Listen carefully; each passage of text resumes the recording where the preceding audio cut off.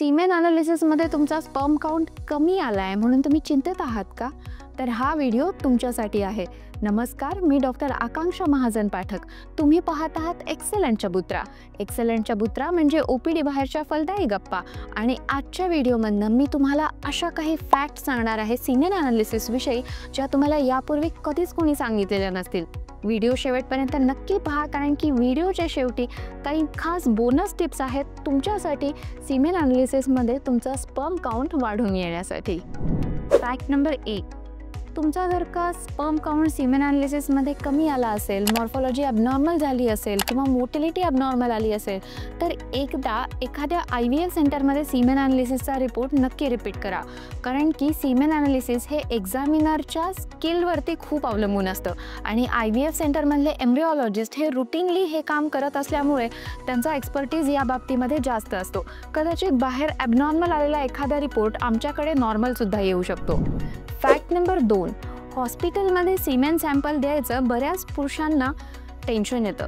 कारण की हॉस्पिटलचं एन्व्हायरमेंट नवीन असतं, आजूबाजूला गोंधळ असतो, म्हणावी तशी प्रायव्हसी नसते. घाबरून जाऊ नका, याच्यावरती उपाय आहेत.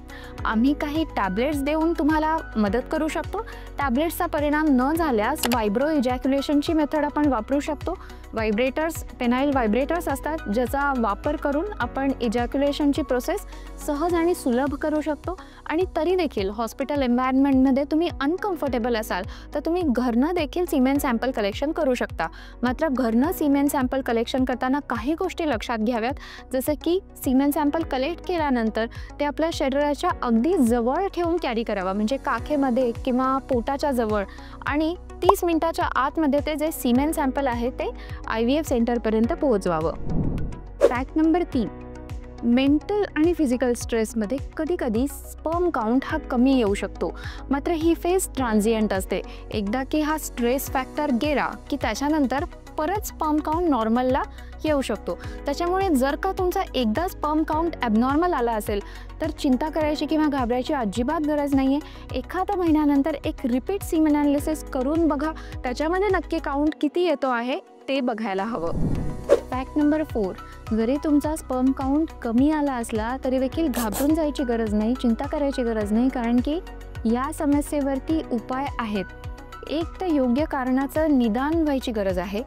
मग आपल्याला ठरवायला हवं की हे मेडिकली ट्रीट करता येऊ शकतं की याला सर्जरीची गरज आहे. आणि मेडिकल ट्रीटमेंटमध्ये टॅबलेट्स देखील असतात, कधीकधी इंजेक्शन देखील दिली जातात आणि ह्या ट्रीटमेंट्सने देखील पुरुषाचा स्पर्म काउंट जो आहे तो वाढू शकतो. फॅक्ट नंबर 5, माझं सगळं नॉर्मल आहे मग स्पर्म काउंट कमी कसा? किंवा माझं स्पर्म काउंट कमी आहे म्हणजे माझ्यात पौरुषत्वाची काही कमी आहे का? असे प्रश्न पुरुषांना पडतात. हे बघा, वृषण देखील एक अवयव आहे इतर अवयवांसारखाच, जिथनं स्पर्मचं प्रोडक्शन होतं. मग जर का डोळ्यातली लेन्स नीट काम करत नसेल तर आपण दुसरी लेन्स बसवतो. जर का किडनी नीट काम करत नसेल तर आपण डायलिसिस करतो. तसंच जर का वृषण नीट कार्य करत नसेल तर आपण काही टॅबलेट्स देऊ शकतो, इंजेक्शन देऊ शकतो किंवा IUI, IVF अशा असिस्टेड रिप्रोडक्टिव्ह टेक्निक्सचा सहारा घेऊ शकतो, जेणेकरून आपली वंध्यत्वाची समस्या दूर होईल. पण याचा पौरुषत्वाशी काहीही संबंध नाही. आता 5 बोनस टिप्स सीमेन अनालिसिसमध्ये स्पर्म काउंट वाढून येण्यासाठी. सीमेन अनालिसिस करण्यापूर्वी 2 ते 5 दिवसाचा ॲब्स्टिनन्स पिरियड आवश्यक आहे. ॲब्स्टिनन्स म्हणजे या 2 ते 5 दिवसामध्ये तुम्हाला मॅस्टर्बेशन पण करायचं नाही आहे आणि सेक्शुअल कॉन्टॅक्टसुद्धा ठेवायचे नाही आहेत. या 2 ते 5 दिवसामध्ये अल्कोहोल किंवा कॅफीनचं सेवन तुम्ही बंद करा.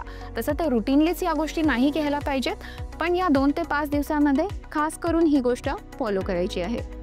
तुमच्या इजॅक्युलेटचा फर्स्ट ड्रॉप जो आहे तो वायलमध्ये येणं आवश्यक आहे, कारण की या फर्स्ट ड्रॉपमध्ये मॅक्झिमम कॉन्सन्ट्रेशन असतं स्पर्मचा आणि त्या स्पर्मना मॅक्झिमम मोटिलिटी असते.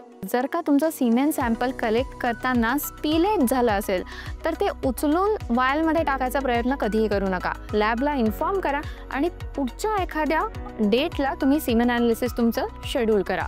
Smoking, alcohol, diabetes, increased BP या सगळ्या गोष्टींमुळे स्पर्म काउंट जो आहे तो खालावतो.